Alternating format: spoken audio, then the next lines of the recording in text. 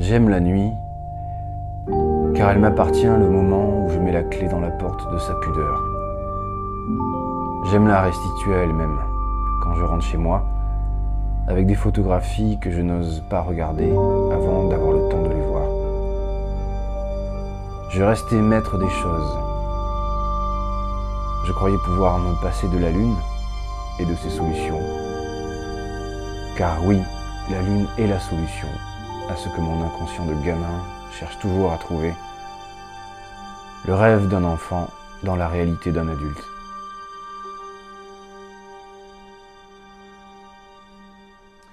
Alors quand j'étais gamin, j'ai été complètement fasciné par un film qui s'appelle L'Histoire sans fin. Et je crois que tous les gens de mon âge à peu près ont dû voir ce film-là.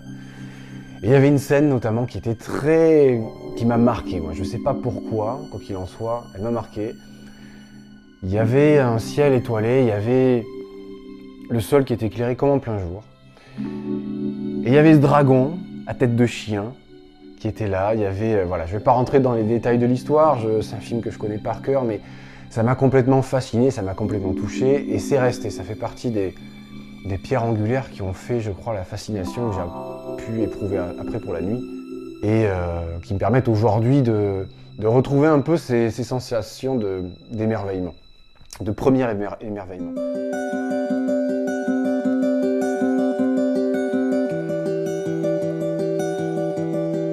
Alors là, on va faire des photos, et c'est toujours un moment que j'aime beaucoup parce que c'est ce moment où tu lâches la ville pour tout le reste.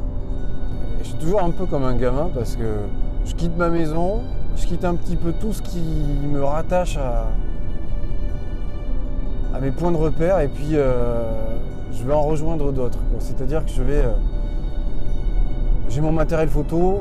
Pour la photo de nuit, il n'y a finalement pas besoin de grand chose, c'est pas besoin d'être chargé. Mais c'est surtout le moment qui est important. C'est ce que tu vas voir, tu fais avant tout pour toi. Il y a toujours une excitation parce que c'est une petite expédition, tu sais jamais à quelle heure tu vas rentrer, ce que tu vas avoir. Et puis tu rentres jamais bredouille d'ailleurs, tu rentres jamais sans image. Ça m'est jamais arrivé de rentrer sans image.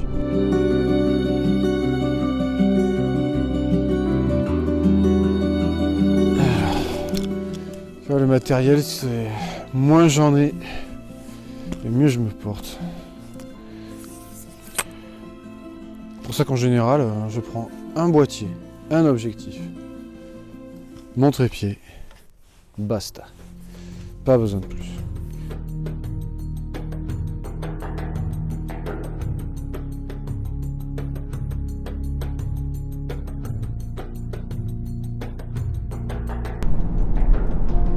Tu te retrouves un petit peu, je vais pas dire face à toi-même, parce que c'est pas tellement l'objet. Moi je sais qu'en fait, une fois que je suis sur place, ce qui est important, c'est je commence à marcher, à me dire tiens, là ça a l'air intéressant, je vais essayer ça. Et on verra bien ce que ça va donner.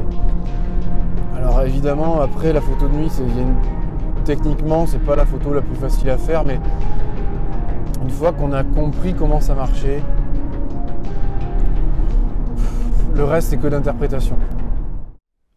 Alors avant, les premiers travaux que j'ai faits, il y en avait un qui s'appelait Silco notamment, c'était un travail sur la brume, et je voulais aucune trace humaine. C'est-à-dire que c'est véritablement le premier travail où je me suis vraiment dédié à ça, et je voulais aucune trace humaine, pas de chemin, pas de route, pas de poteau, pas de grillage, pas d'homme, évidemment. Je voulais une nature totalement préservée, il y avait un déni total de l'humanité. Les choses après, elles ont changé, avec d'autres travaux, et notamment ceux-là. Aujourd'hui, l'homme, je le mets à sa place. En tout cas, c'est ce que j'essaie de faire sur des photos où, en règle générale, il reste assez petit, mais bien présent. Ça permet une meilleure lisibilité des images. Et puis je tends à aller vers quelque chose de beaucoup plus simple aussi. Donc ça permet déjà de se projeter plus facilement. Ça permet de se mettre un peu à la place du spectateur. En général, c'est moi qui suis sur mes photos parce que la plupart du temps, je suis tout seul, mais c'est pas toujours le cas. Et à ce moment-là, je peux demander à des gens de poser. Toujours est-il qu'aujourd'hui, sur ces séries-là, l'homme, la silhouette qui est là, qui est symbolique, hein, à sa place à part entière, ça c'est sûr. Alors je fais toujours une photo test pour arriver à un réglage qui me plaît.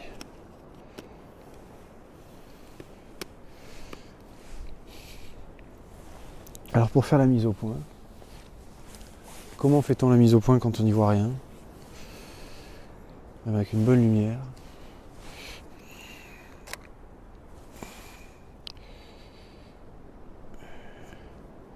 Hop.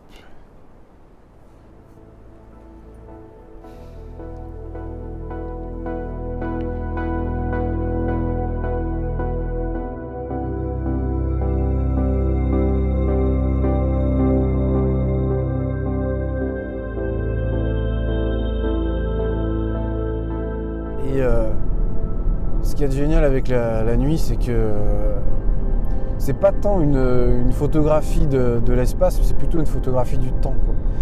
C'est le temps qui se fige, si on veut, et qui emprunte d'une poésie incroyable. Et c'est une chance en fait, c'est un privilège de pouvoir voir tout ça, alors que c'est accessible à n'importe qui.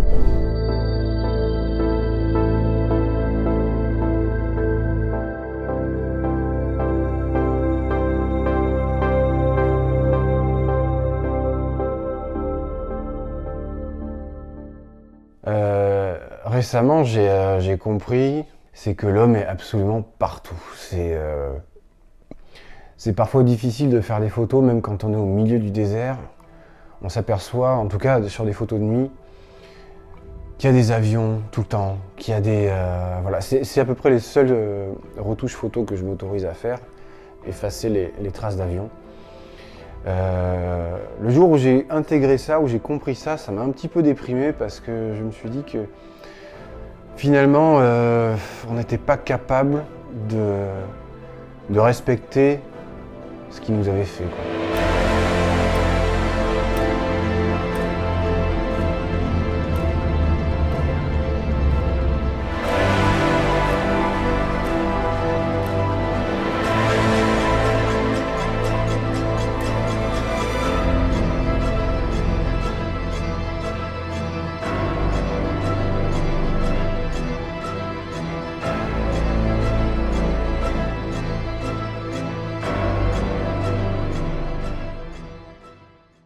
Ben, je pense que comme pour n'importe quelle prestation artistique, mais je me définirais pas du tout comme un artiste, mais plutôt comme un interprète à la rigueur.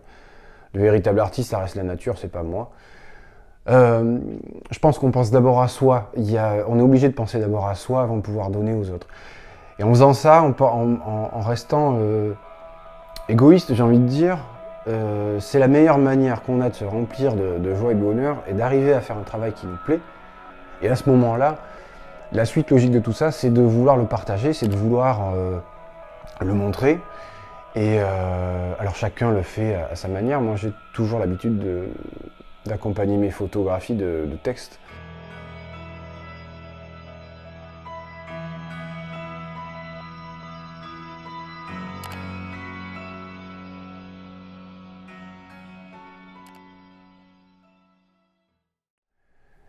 Il n'y a pas besoin d'être photographe pour apprécier ce genre de spectacle, surtout pas.